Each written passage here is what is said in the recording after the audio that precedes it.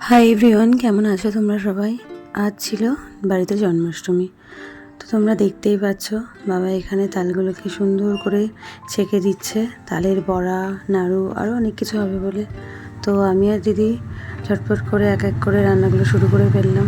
প্রথমেই হচ্ছে তালের বড়া। তালের বড়াগুলো দেখো কেমন কি সুন্দর লাল হয়েছে, বেশ ভালোই লাগছে। এরপরে করবো আমরা মালপোয়া। মালপোয়া বানানোর জন্য নিয়ে নিচ্ছি সুজি, মৌরি, পরিমাণ মতো দুধ, চিনি আর একটু জল। এবার ম্যারিনেট করে রেখে দেবো আধা ঘন্টা। তারপরে মালপোয়াগুলো ভেজে নেবো, কারণ চিনিটা গলবে তারপরে তো মালপোয়াটা বানাবো। এবার আমরা দেখো কি সুন্দর মালপোয়াটা ভেজে নিচ্ছি। এবার দিয়ে দেবো চিনির রসে। চিনির রস থেকে তোলার পরে দেখো আমাদের মালপোয়া কিন্তু রেডি। এরপর আমরা বানিয়ে নিচ্ছিলাম লাড্ডু। লাড্ডুটা এবার ফার্স্ট টাইমই ট্রাই করছি। প্রথমে ভাবতে পারিনি কেমন কী হবে, তারপর দেখলাম না ঠিকই আছে।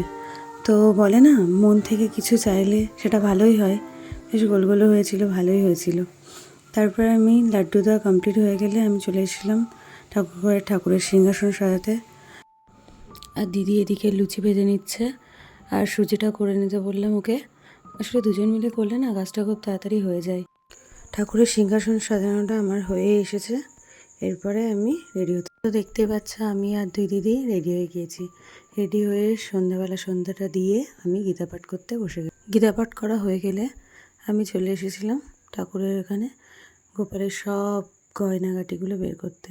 প্রত্যেকবার জানো তো আমরা গোপালকে কিছু না কিছু একটা না একটা গিফট দিই। আর আমি এবার তিনজনকে দিয়েছিলাম 3 জোড়া নূপুর। আর মামদি দিয়েছিল একটা কোমর বিছে, এক জোড়া বালা, সোনার টিপ, একটা রূপোর হার আর 3 জনের জন্য 3টে জাম। আর আমার বড়দির মেয়ে দিয়েছিল কি সুন্দর দেখো, এই যে হলুদ সবুজ কিউট কিউট ব্রেসলেটগুলো দেখছো না, এগুলো দিয়েছিল। আর আমি তারপরে গোপুসোনার অভিষেক করানো হবে বলে দুধ, ঘি, মধু, গঙ্গা জল, চন্দন বাটা সব কিছু রেডি করে নিই। কারণ ঠিক রাত 12টার সময় গোপুসোনার অভিষেক শুরু হবে। এই যে বাবা গোপুসোনার অভিষেক করাচ্ছে। আচ্ছা, আমাদের বাড়িতে কিন্তু প্রত্যেকবারই জন্মাষ্টমীতে রাত 12টার সময়ই গোপুসোনার অভিষেক করানো হয়। আচ্ছা, তোমাদের বাড়িতেও কি একই নিয়ম? সবাই কি রাত 12টার সময় গোপুসোনার অভিষেক করাও? আমাকে প্লিজ কমেন্ট করে জানিও কিন্তু। আর বাবা প্রথমে দিয়ে দিল ঘি, মধু, টক দই। দেখো টক দইটা দিয়ে কি সুন্দর লাগছে মুখগুলোকে 3জন। এরপর দিয়ে দিচ্ছিল দুধ, চন্দন বাটা আর গঙ্গার জল। তারপর দিয়ে দিচ্ছিল ফুলের পাপড়ি। হয়ে গেল আমাদের গোপুসোনার অভিষেক। তারপরে আমি আর দিদি বসে পড়েছিলাম যে গোপুসোনাদেরকে সাজাবো বলে।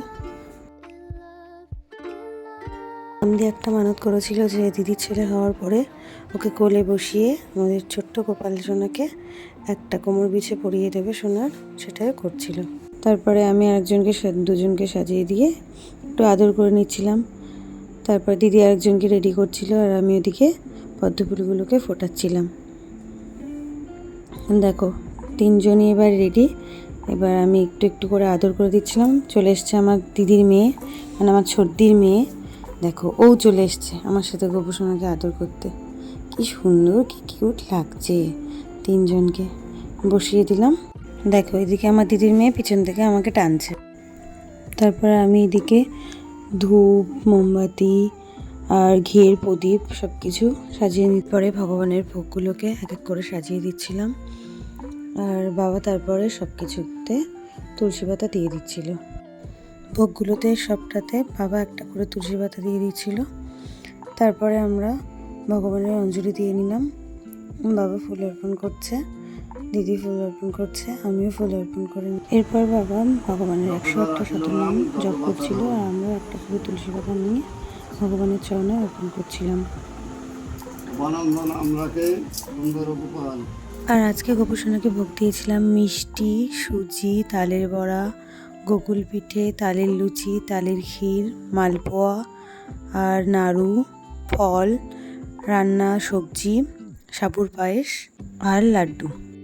এবার প্রণাম করে প্রসাদ খেতে বসে পড়লাম। আজ কিন্তু আমরা একাদশীতে যেমন ফল সবজি খাই সেগুলোই খাবো। আর ভিডিওটি কেমন লাগলো কমেন্ট করো, ভালো লাগলে একটা লাইক করে দিও আর চ্যানেলটিকে একটা সাবস্ক্রাইব করে দিও। Tata bye.